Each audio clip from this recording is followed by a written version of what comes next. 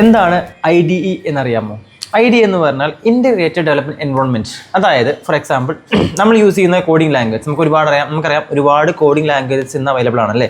ഈ coding languages ഒക്കെ use ചെയ്യാൻ വേണ്ടി നമുക്കതിനെ ജനറേറ്റ് ചെയ്യാൻ വേണ്ടിയിട്ട് അല്ലെങ്കിൽ ടൈപ്പ് ചെയ്യാൻ വേണ്ടി യൂസ് ചെയ്യുന്ന പ്ലാറ്റ്ഫോംസിനാണ് നമ്മൾ IDEs എന്ന് പറയുക. ഓക്കെ, പ്ലാറ്റ്ഫോം എന്ന് പറയുന്നത് അതിൽ ഒരുപാട് പ്ലാറ്റ്ഫോംസ് ഉണ്ടാവും. ഫോർ എക്സാമ്പിൾ ഇപ്പോൾ നമുക്കറിയാം ഏറ്റവും പോപ്പുലർ ആയി നിൽക്കുന്ന കുറേ ലാംഗ്വേജ് ഉണ്ടല്ലേ. നമുക്ക് Java, Python, Java script, react, okay, ഇതൊക്കെ ചെയ്യാൻ വേണ്ടി ഈ സ്ക്രിപ്റ്റിംഗ് ഒക്കെ ചെയ്യാൻ വേണ്ടി നമുക്ക് ഒരു പ്ലാറ്റ്ഫോം വേണം. ഓക്കെ, ആ പ്ലാറ്റ്ഫോമിനെ നമ്മൾ IDEs എന്ന് പറയാം. For example NetBeans, Eclipse, VS code ഇതേപോലുള്ള ഒരുപാട് ആപ്ലിക്കേഷൻസ് നമുക്കറിയാം. ഇതിനാണ് എല്ലാം കൂടി ചേർന്നിട്ട് നമ്മൾ IDE or integrated development environment എന്ന് പറയാം. ഓക്കെ, ഇപ്പോൾ ഫേമസ് ആയി നിൽക്കുന്ന അതിൽ ഏറ്റവും ഫേമസ് ആയി നിൽക്കുന്നതാണ് VS കോഡ് എന്ന് പറയുന്നത്. എന്തുകൊണ്ട് VS കോഡ് ഫേമസ് ആയെന്ന് വെച്ചാൽ നമുക്ക് അതിനെ കസ്റ്റമൈസ് ചെയ്യാൻ പറ്റുന്നതും വളരെ ലൈറ്റ് വെയിറ്റ് ആയതുകൊണ്ടും അതുപോലെ തന്നെ ഒരുപാട് ലാംഗ്വേജ് നമുക്ക് ഒന്നിൽ തന്നെ ഇൻ്റഗ്രേറ്റ് ചെയ്യാൻ പറ്റും.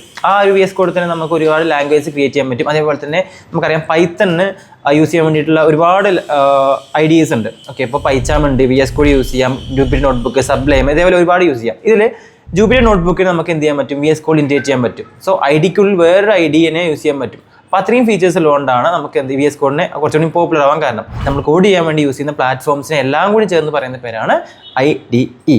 Four more interesting tips follow these of technologies.